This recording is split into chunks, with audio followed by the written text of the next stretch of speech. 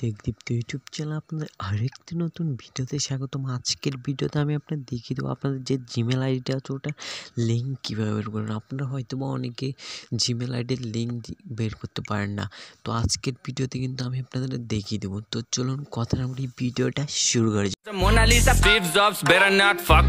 যাক। তো তার জন্য সর্বদা আমাদের গুগল প্লে স্টোরটা ওপেন করে দেবো। করার পর উপরে দেখতে পাচ্ছেন আপনার যে জিমেলের লোগোটা আছে ওটা এখানে শো করবে। আপনারা সরাসরি ওটার উপর একটা ক্লিক করে দেবেন।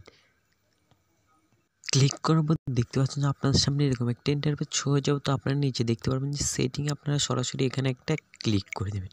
ক্লিক করার পর দেখতে পাচ্ছেন আপনাদের সামনে প্রথমে একটা অপশান চলে আসবে, আপনারা সরাসরি এটার উপর একটা ক্লিক করে দেবেন। ক্লিক করার পর দেখতে পাচ্ছেন তার নিচে একটা অপশান চলে আসবে, এই যে দেখতে পাচ্ছেন আপনারা সরাসরি এটার উপর একটা ক্লিক করে দেবেন। ক্লিক করার পর কিছুক্ষণ একটু ওয়েট করবেন। ওয়েট করার সাথে সাথে দেখতে পারবেন যে এখানে কিন্তু আমাদের সামনে এরকম একটা ইন্টারফেস চলে এসেছে। দেখতে পাচ্ছেন যে আপনাদের সামনে ঠিক এরকম একটা ইন্টারফেস চলে আসবে। তো আপনারা যদি এখানে লক্ষ্য করেন, যে দেখতে পাচ্ছেন যে এখানে কিন্তু আপনাদের জিমেল আইডিতে আছে ওটার নাম কিন্তু এখানে শো করবে। দেখতে পাচ্ছেন যে এটা এখানে শো হচ্ছে। তো আপনারা এখন লিঙ্ক বের করার জন্য সরাসরি এটার উপর একটা ক্লিক করে দেবেন।